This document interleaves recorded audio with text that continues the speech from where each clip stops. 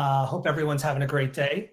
And welcome to today's discussion on mastering lean talent acquisition, where we hope to uncover how you can do more with less. I am Adam Kazansky. I'm the Director of Account Management at Spark Hire.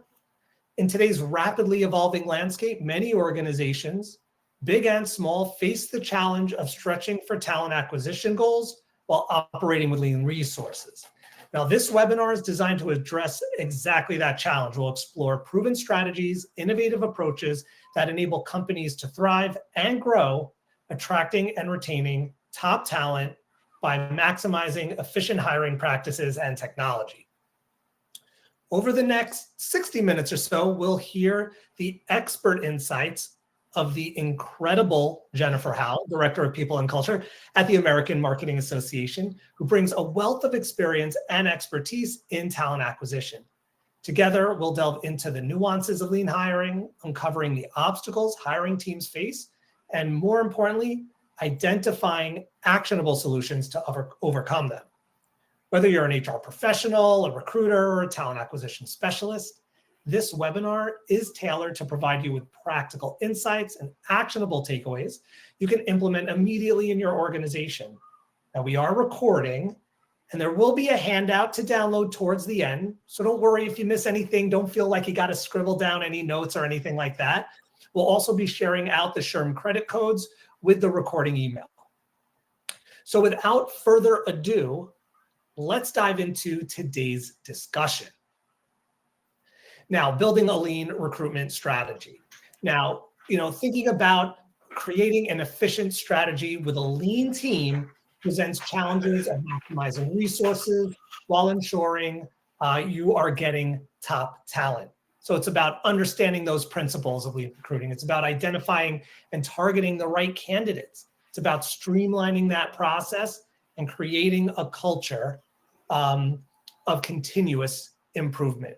With all of that knowledge, I'm now going to turn it over to Jennifer to take it away. Jennifer, over to you.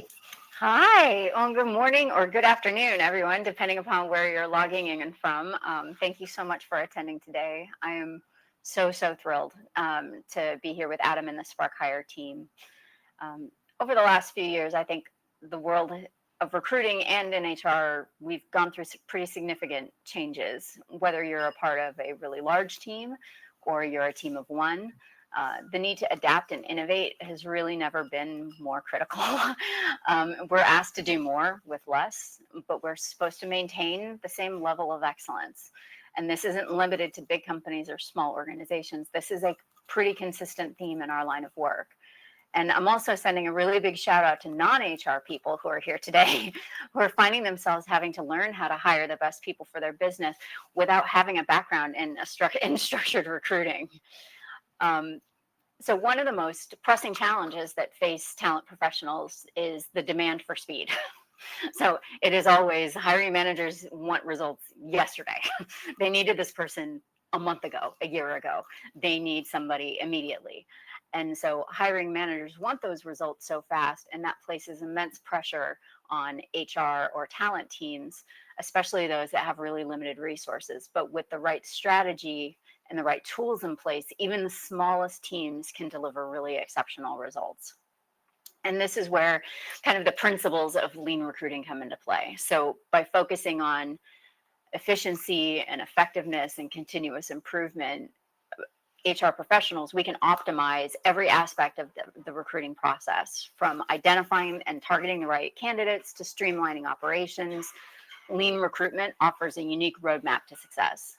So before I dive really deep into this, I'm saying words like lean and efficiency, and sometimes those can be misunderstood to mean negative or understaffed places. And that's not what we mean when we talk about lean recruiting teams. Sometimes organizations have massive talent acquisition teams, and those folks are managing upwards of 15 to 20 requisitions a day. So when we talk about lean, this can apply to big teams with big workloads. So how can we harness this in ways that enable us to spend more time with candidates in a meaningful way? So where we can zoom out and see what are we trying to accomplish, we can pinpoint the areas that can be streamlined or automated to give us that space. But how do we make sure that we're targeting the right candidates effectively? So it really starts with understanding the needs of kind of both sides here, of the needs of the hiring manager and the business, and then the candidate in today's dynamic market. So when we can use data-driven insights and innovative sourcing techniques, HR professionals can zero in on top talent with precision and speed. So what does your intake meeting look like? Some of the questions that you should be asking is, if we hire the right person for this job, what does success for them look like? We say that in ours is, what does success at the AMA look like? And then dial it back from there. Then you start talking about the must-haves and what are the things that would be nice to have on day one, but we can teach this to somebody within a few hours. Another really important question to ask hiring managers in intake is, what's currently missing from your team? What characteristics or quality will provide more diversity of thought? These questions also help a hiring manager kind of zoom out the aperture of that lens. So once we've kind of identified who an ideal candidate would be, then the next step is really to streamline the process for maximum effectiveness. So what this really means is eliminating bottlenecks. If you've been in the recruitment process, you know exactly what those bottlenecks are. And so leveraging automation tools, fostering more collaboration with hiring managers and interview teams. And by optimizing every single step of this journey, we can ensure a seamless and enjoyable experience for all parties involved. But our journey doesn't end once the position is filled. So really, to excel in talent acquisition, we have to cultivate a culture of continuous improvement. So this is constantly evaluating our processes and soliciting feedback from stakeholders, and embracing change. If we're good at our job and we hire great people, and if our turnover is very low, or we hear all of the praise and none of the "we need this to improve," sometimes getting feedback from hiring managers or candidates can sting a little. But I want to urge you to stay agile and adaptable, because you can stay ahead of the curve and deliver exceptional results no matter what challenges that we're facing. And one of the biggest traps, and I don't think this is limited to HR, people and culture folks, I think this is universal. The biggest trap that we get caught in is when our process results in great hires, but don't turn your back on continuous improvement. Great. Thank you for that. Now, before we transition into our next topic, we're going to put up a poll question on the screen. And what we'd like to learn is the size of your talent acquisition team. So please just take a moment, share your answer, and then we'll jump into the next discussion topic. We'll hold tight for a few seconds and see what everyone answers. Ooh, we're getting some even splits here.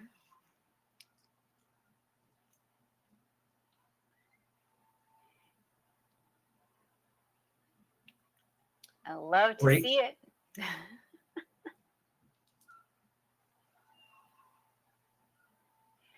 All right, we're at 66% of you have responded.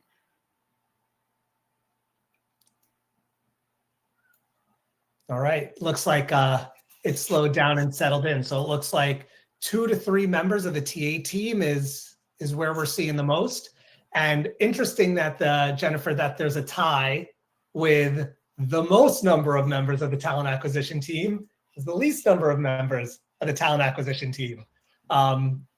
You're way smarter than I am, so you could probably extrapolate something magical about that I can't. But in any event, let's go on to our next topic. So leveraging technology for efficiency. So obviously, technology, incredibly important for a lean talent acquisition team. And I don't want us to be fooled by that 6+. Just because you have 6 or more members of the talent acquisition team, you could still be a lean team and lean with resources.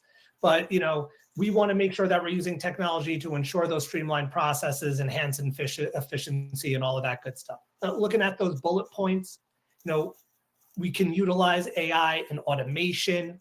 We can implement applicant tracking systems. We can leverage data analytics for better decision-making. And obviously we can integrate technology seamlessly into the process.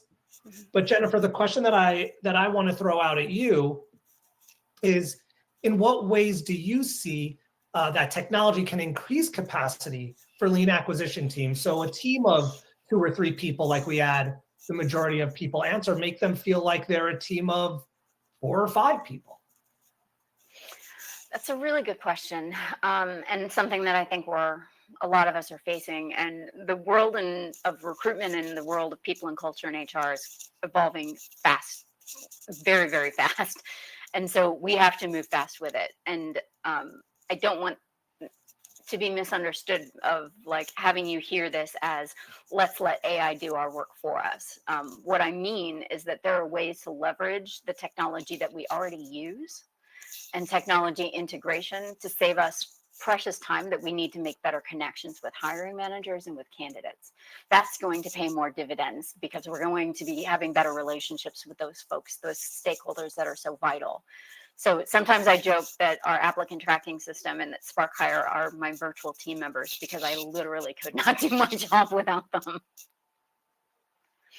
So, and I mean, innovation's constant, and leveraging AI, leveraging automation and data analytics has kind of become essential for us staying as ahead of the curve as we can, even with a really small team.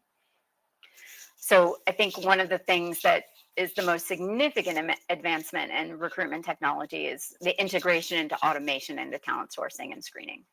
So if we can harness the power of algorithms, machine learning, we can sift through vast pools of candidates with unprecedented speed and accuracy. And sometimes this is, and this really, the aim with that is to make sure that they can identify top talent more efficiently.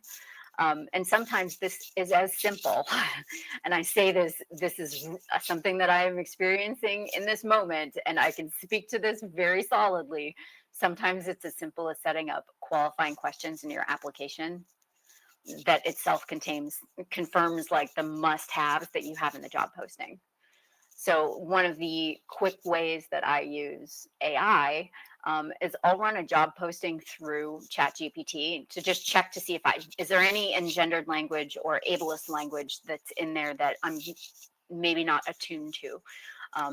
I also, if I'm stumped or I'm having like a slow brain day, which happens, I use it to help me craft qualifying questions if they're not coming to mind. I have a nice big bank, but that's kind of how I tend to use it. But technology is not just about finding candidates, it's about streamlining workflows and enhancing efficiency where we can. So, for example, applicant tracking systems are invaluable tools for managing the recruitment process from start to finish. So by centralizing candidate data, automating repetitive tasks, facilitating communication with stakeholders, that applicant tracking system can enable us to work smarter and not harder. And these are also things that are constantly improving. So I'm endlessly getting emails from our applicant tracking system saying, hey, we have a feature update. When those happen, even if it's not something that you're interested in, attend whatever learning sessions that they have. And one of the reasons why I say that is there might be a feature that might not be applicable to you right now, but when you know the capabilities that your applicant tracking system has, you can use that knowledge when you need to improve a process. Or conversely, when you're looking to like shift of like, we're not seeing this from our applicant tracking system. This is what we're looking for. And it might be something that your current one already has. So because everything that we have to end up doing, there is a people part of this, obviously, but we are in a data-driven world. And so that makes informed decision-making easier than ever. So we can use data analytics tools. We can gain insights into recruitment trends, candidate behavior, performance metrics, and that kind of approach can enhance decision-making and allow for continuous optimization of recruitment strategies. So, but I would say one of the most crucial aspects of technology in recruitment is a seamless integration. And for those of you who know what I'm talking about, you know that this is a big deal. So change can be challenging, but it's really essential to adapt existing systems to meet the demand of the digital age. So by maximizing the potential of the tools already at our disposal and setting really clear parameters and expectations, we can ensure a smooth transition to a technology-driven recruitment process. So by setting parameters and expectations, the reason why that's key to success, I guess, for example, the 5-point scale, for those of you who use SparkHire for video interviews, by defining, each rating, we can ensure consistency and clarity in candidate evaluations. So when people are set up for success, hiring managers, and they know how to use these tools, they can leverage it to their full potential, and that enhances the recruitment process for everyone involved. So train hiring managers or those who are reviewing candidates in SparkHire. Bias is more likely to show up in these spaces than anywhere else. So do a bias check with hiring managers and be specific about the ratings. What do they mean? But then also by using the discuss answer kind of portion for each question, encourage your hiring managers to say, this is what I heard, because they're going to be going through a lot and they might forget, or it just starts to bleed all into one. But if you note to them, like, note what I heard, and then my impression of that was. So this is a way to make sure that hiring managers are hearing, actively listening to what candidates are saying and processing what they heard about what they liked or didn't like in a central space. So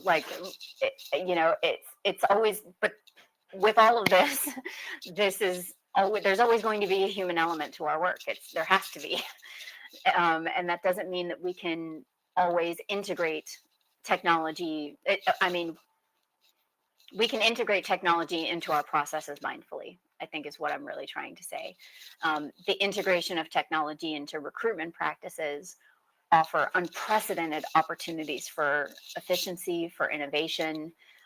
We can elevate our recruitment efforts by embracing these things, implementing robust platforms. Sometimes we don't have the capabilities to do so. Sometimes it's too much, or sometimes it's in between.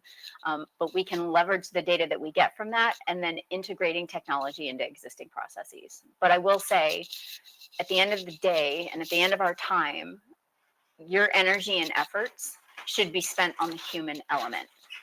But the process itself can be made easier with technology.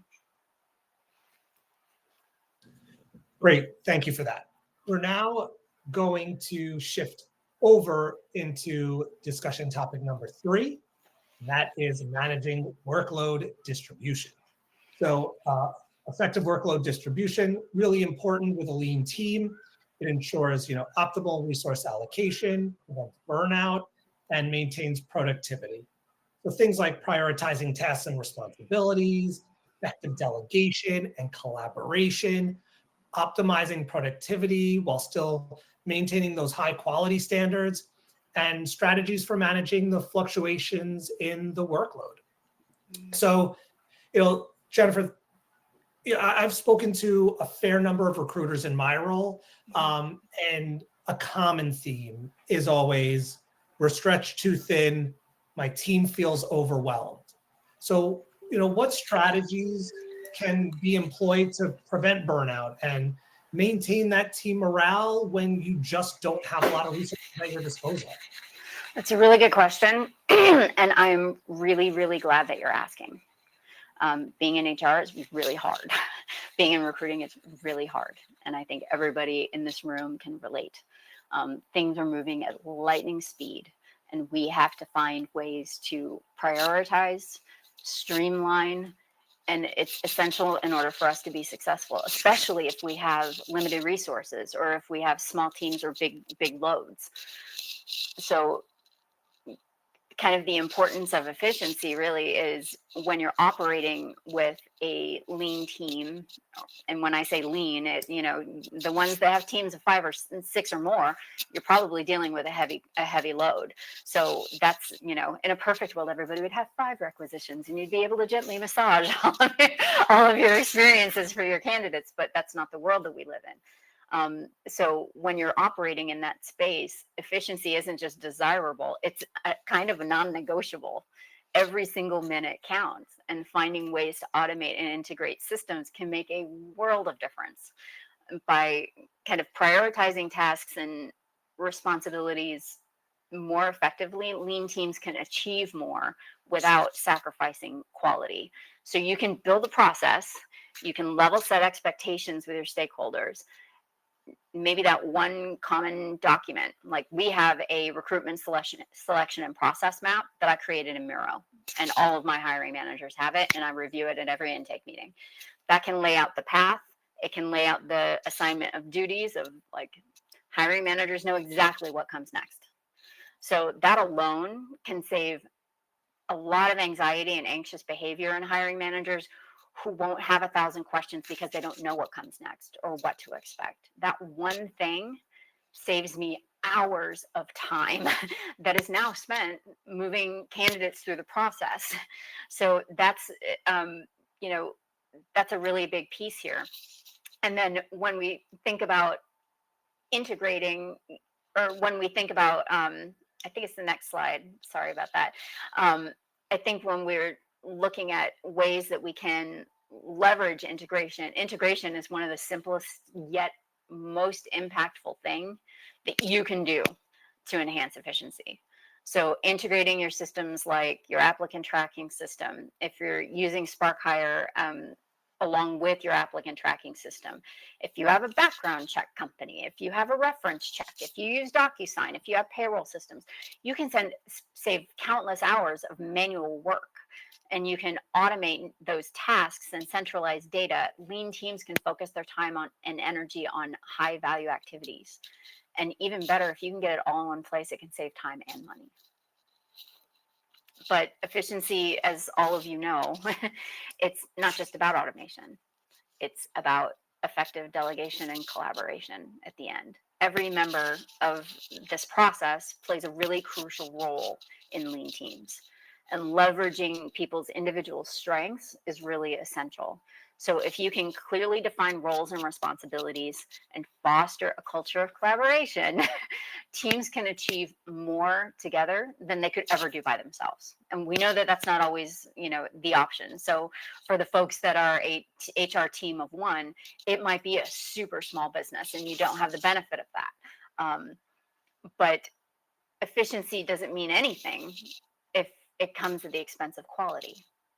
So that's why it's really important to strike the right balance between productivity and, like, what are the standards or best practices that you must adhere to.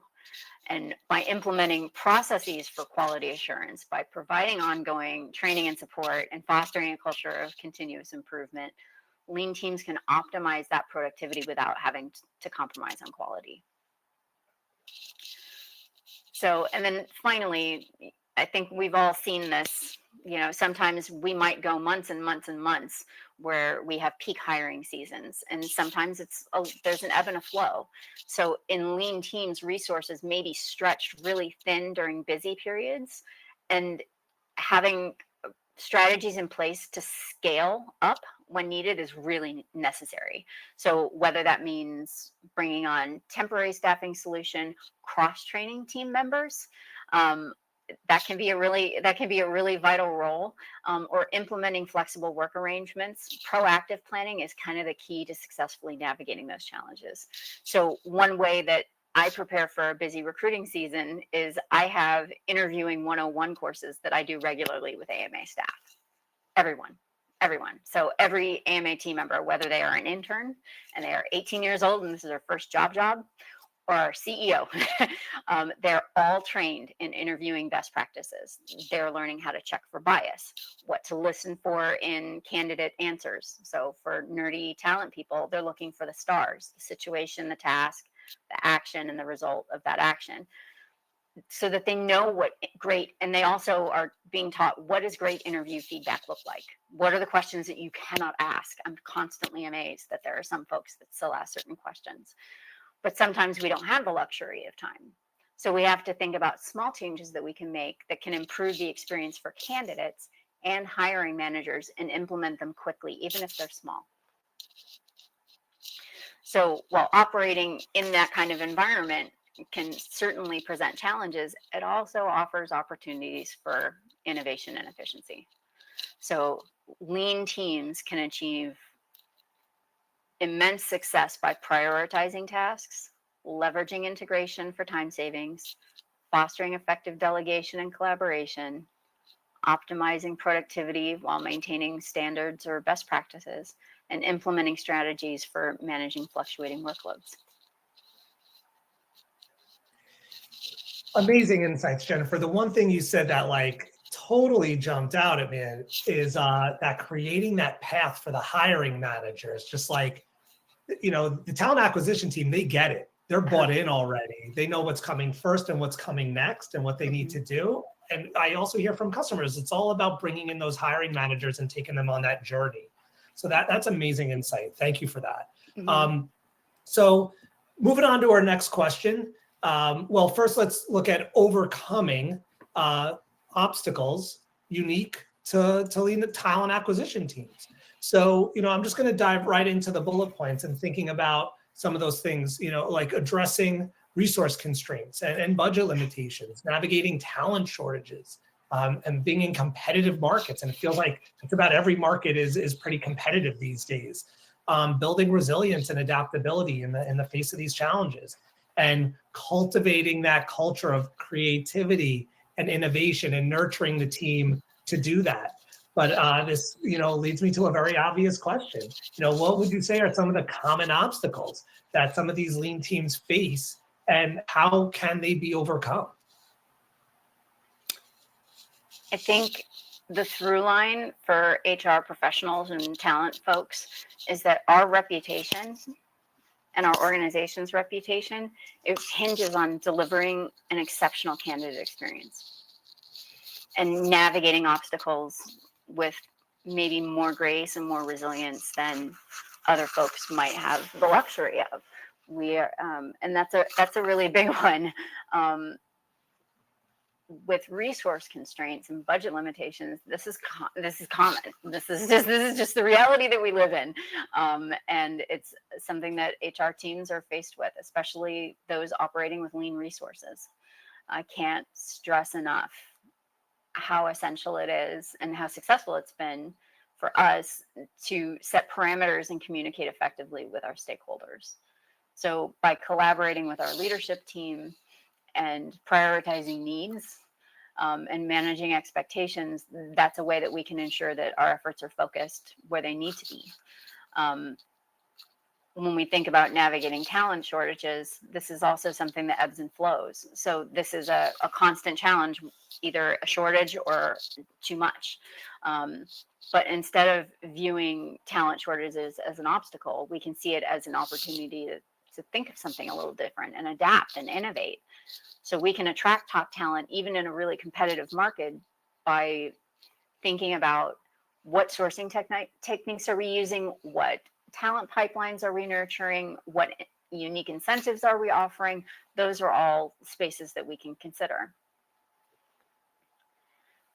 This is a tough one, building resilience and adaptability. These are perhaps the most critical traits for HR pros. We face a lot of challenges, whether it's juggling multiple responsibilities, managing fluctuating workloads, overcoming negative perceptions of HR. Resilience is really key. We have to cultivate a culture of creativity and start turning obstacles into opportunities, and then come out of it stronger than we were before. And something that's also been helpful is develop a network of peers. So people within your organization or people that that are not necessarily in talent or in HR, but sit at the same kind of level: individual contributor, manager of others, executive. Find a network of peers. They're going to have similar challenges in their space, and sometimes empathy and just kind of knowing you're not by yourself, that can really mean the world. So like I mentioned, the culture of creativity and innovation, I really do believe that that's essential to overcome a lot of obstacles in our line of work. And some of this is crafting personalized candidate experience. It could also mean implementing inclusive systems and processes. Creativity kind of knows no bounds when it comes to this. We can embrace new ideas. We can experiment with different approaches. We can foster a culture of continuous improvement. We can elevate our practice to new heights. And how we navigate this space, it matters. And even if your position, even if you are firmly in talent acquisition and that is all that you touch, you play an enormous role in how somebody views people and culture or human resources. You are an example of that for them. And a lot of what we do in HR, it's emotionally expensive. It's kind of like it takes all the money out of our emotional pocket. From managing candidate experience to undoing negative perceptions of HR, the emotional toll is really significant. And by treating people with respect, by offering personalized experiences, by embracing diversity and inclusion, we can really make a lasting impact that resonates far beyond the recruitment process. And there's never not challenges in HR, but they do present opportunities for growth. We can be innovative. We can make meaningful connections with folks by adding by addressing resource constraints, navigating talent shortages, building resiliency, becoming more adaptive, cultivating a culture of creativity. We can overcome those things. And just think about, like, nothing is insurmountable. There's nothing that we can't conquer. We slay, as I like to say to people, like, we've slayed bigger dragons. Great. Well, thank you so much, Jennifer. Just great insights across the board. I know we've had a few questions come in, so we're going to move over to Q&A. Jennifer, before we do, I think your microphone is getting some feedback by rubbing against, like, your jacket or something.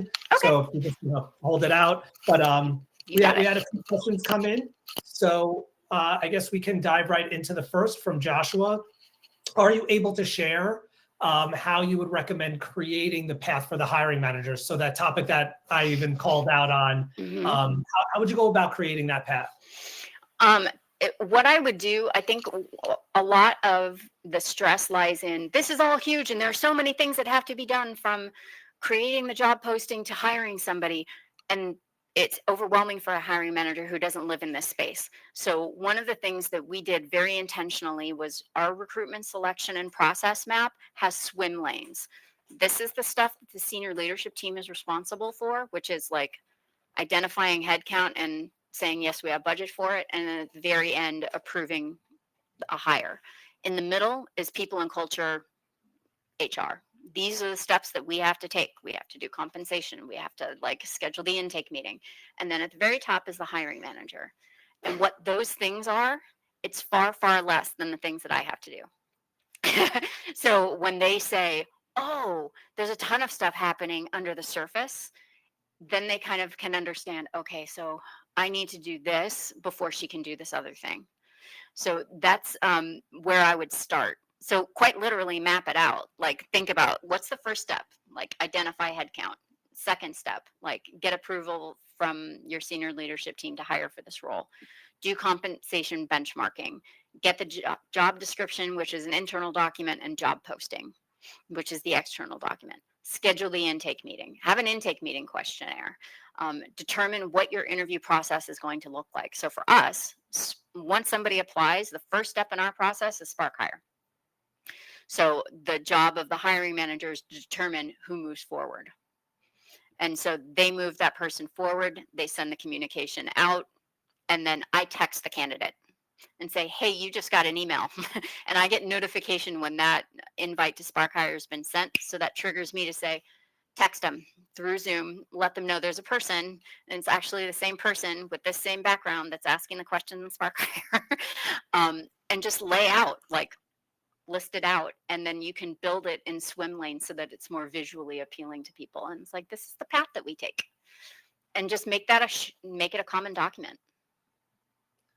Excellent. Thank you very much. And again, Joshua, thank you for the question. We also have a question from Sarah. How do you encourage attendance for these sessions? Sarah, can you enlighten us on which sessions you were referring to?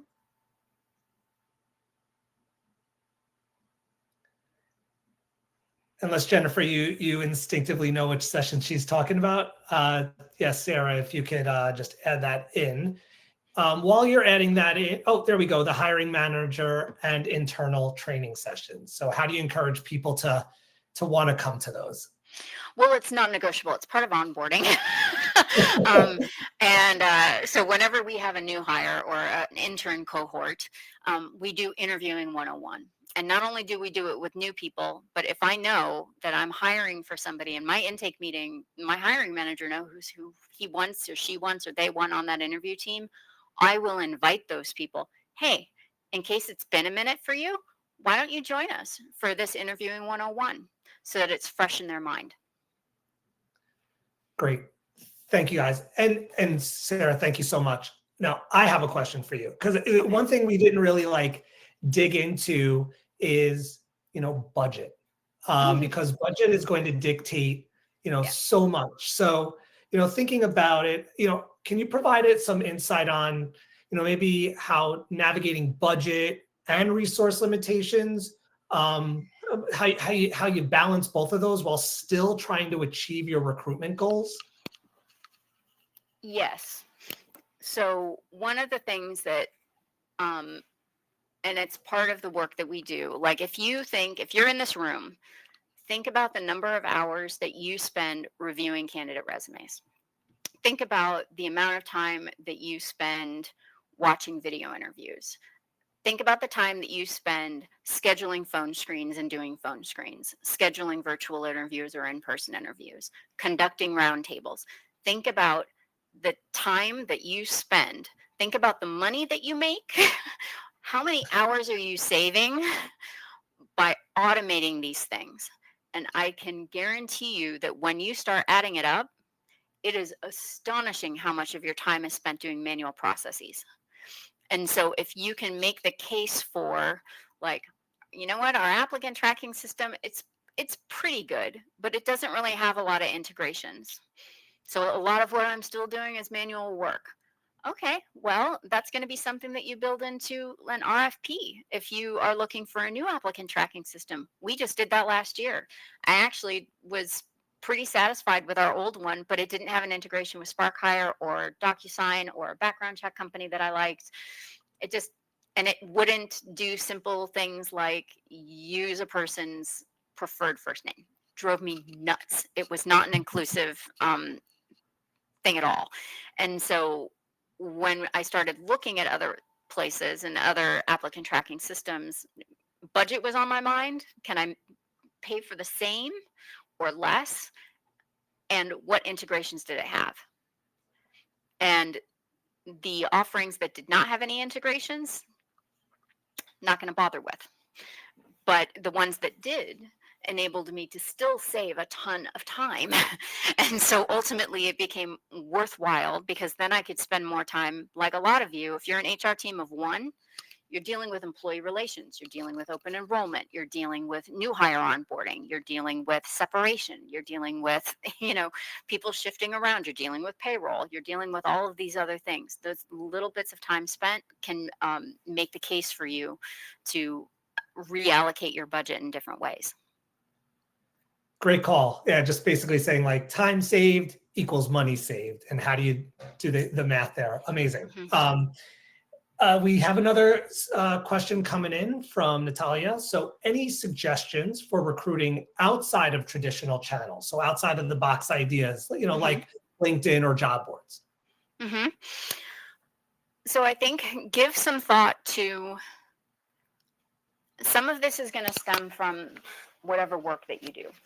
So if you're looking for somebody who has a really specific set of skills, then where do those people live?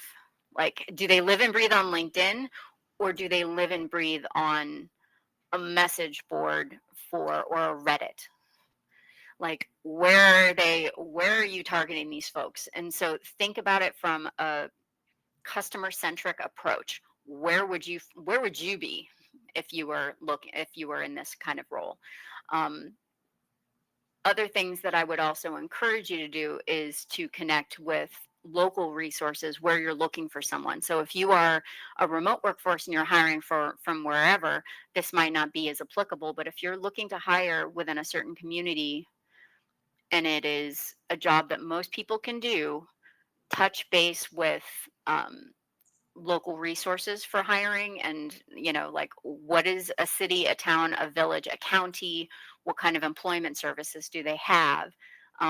Those are the folks that are likely to need more help and aid finding jobs than others, and so by putting your company front and center there, I think that also can be really helpful. um, Other channels that I think are helpful, I think you can take a multi-pronged approach to differentiate yourself. So putting something on LinkedIn is great. Putting something on a job board, it's great. But what are you doing with the candidates that you have once they get there? Because that's going to determine, like, are they having a good experience or are they not having a good experience? If they're not, they're going to tell all their friends. If they have a great experience, they're going to tell all their friends. Excellent. And kind of stemming off of Natalia's question, referrals. What are your thoughts on the value of referrals and leveraging referrals? This is tricky because I come at it from two different lenses. So the first lens is, before I talk about referrals, because referrals are usually something that's built into, like, sharing job postings on LinkedIn and with your networks. What do your networks look like?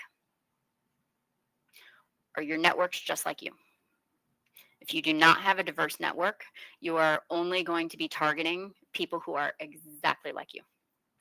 So this is a space where diversity of thought and diversity of backgrounds and diversity of voices that are coming through your feed really start to matter. So if you have a diverse kind of focus in who is in your network, then it can be phenomenal.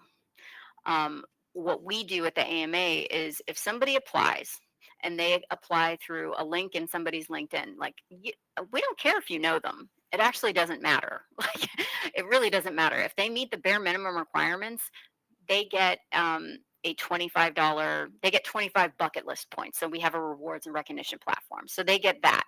If we hire that person, then they do get a bonus for that as our referral program. Where the tricky thing can come into play is referrals can result in, well, I trust this person's opinion. They referred them. That's great. You are turning your back on a world of candidates that deserve your time.